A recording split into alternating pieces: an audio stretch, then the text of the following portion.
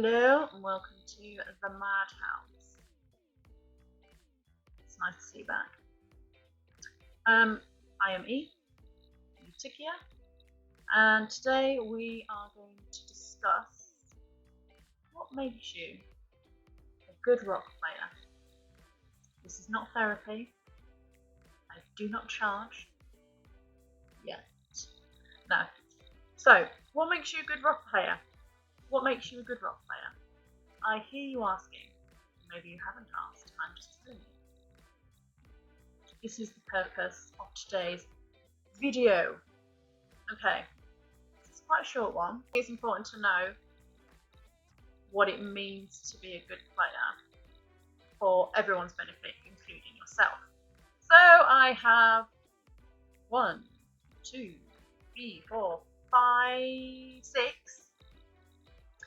tips to aid you with this. Okay, let's proceed.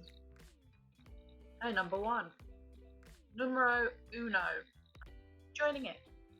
Super important. Joining in is the main header, and there's subheadings that are important.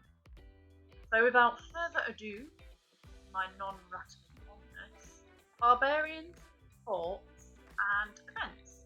Scrolling look out. Oh, looks like a little bit of time. So we'll just do forts first.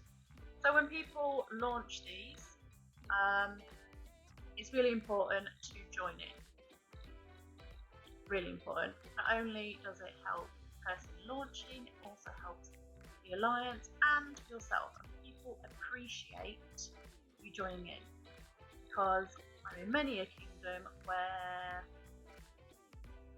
people put in chat, rally up, need more people to join. People just join first off and get this fort out of the way. Everyone's thankful. Everyone gets rewards, especially in events when it is King of the Tribes, which I think is gone now. It's gone. It's good. People appreciate it. Makes you a good player. Bard fight. I tend to organise alliance bar bashing, I call it. Smashing Barbies. Not those Barbies. So I normally set a time UTC where everyone meets at a certain point and we'll just smash bars together, because it's fun, reward, you have a little chat while you're smashing, and it's just nice to join in and feel like an actual real part of an alliance while we're all gossiping and just having a giggle. So I really feel that, like, joining in attacks, forts, etc. is a huge benefit to everyone. So get in there, use your action points for those things. It's fun. It can be. You just need a really good active alliance who want to do these things. And as for events, let's just have a pokey through what's going on here in a minute.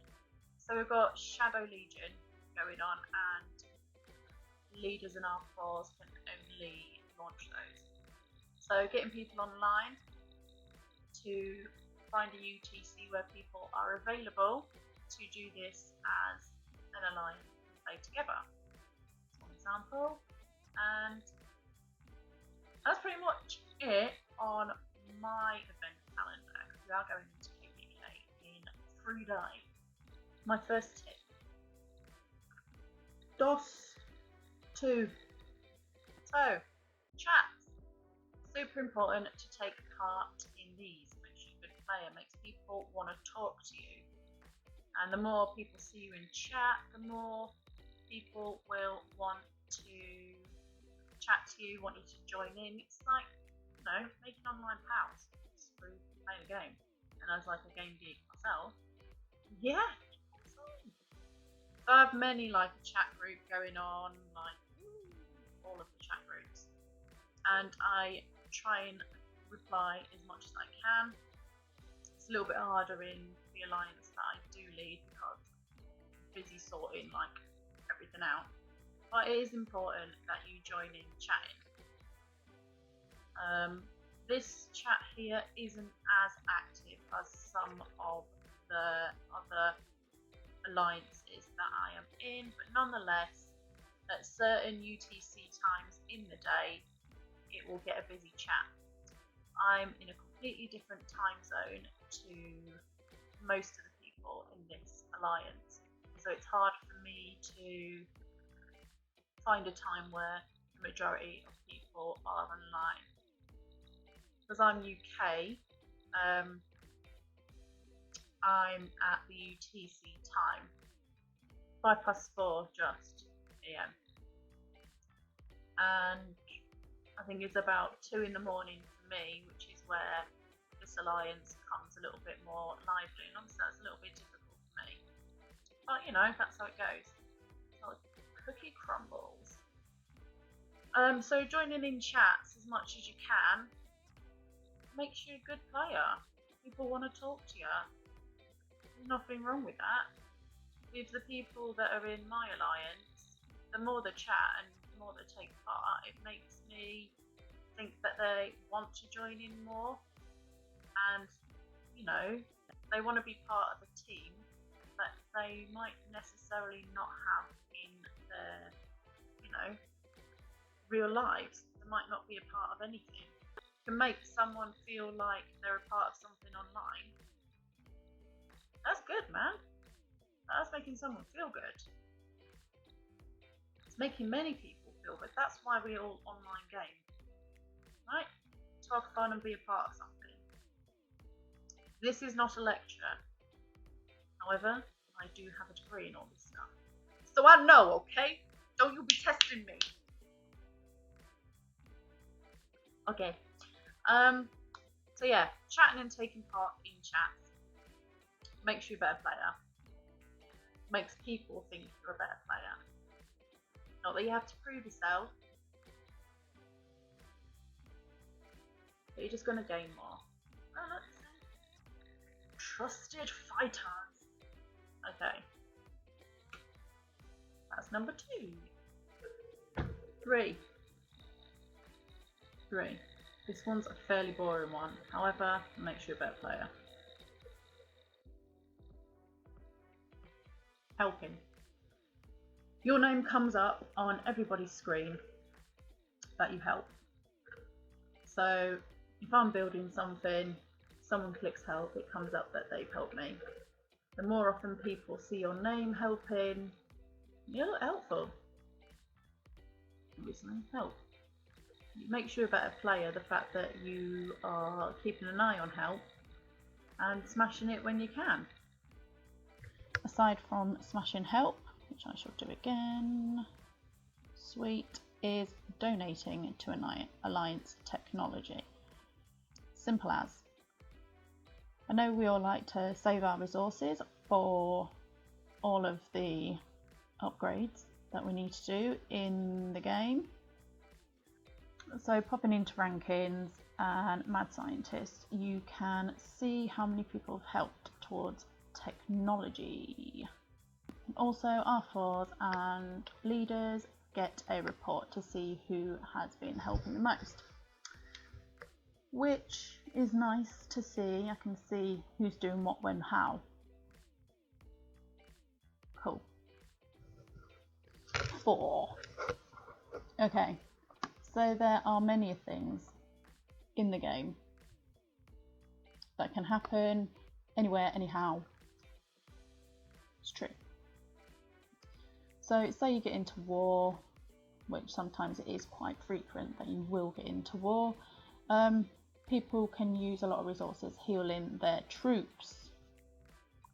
Come on, troops, you can make it through. And this can eat into your resources. Now, helping those in need who are out of resources and need these resources to heal their little dudes makes you a good player. Helping out your team. Also see by the rankings, resource assistant. who's been helping those people out who have needed some resources. Also, we have a thing in this alliance where if we are extremely close to, say, upgrading our city hall or researching T4s, each of us will donate a little bit to that person just to get them there quicker. So it makes you a good player, makes you a good team player to help out those in need. Quite a simple one. Nonetheless, I feel it's quite important. 5. Number 5. So a lot of the time in chat you will get questions about certain things, i.e. who to pair with who commander wise, unsure what's happening in an event. There's many things, and just by answering those questions for people is a massive help, and again makes you a good player that you're willing to help these guys that are unsure on things. I give advice as regularly as I can whenever I see someone asking questions. Right, zipping in there, and a lot of my guys do zip in there as quickly as possible to advise someone on what's good for what. These are really easy things to do. 6.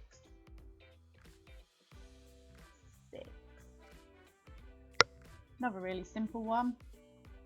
So your alliance actually works in power. So it says calamity, power.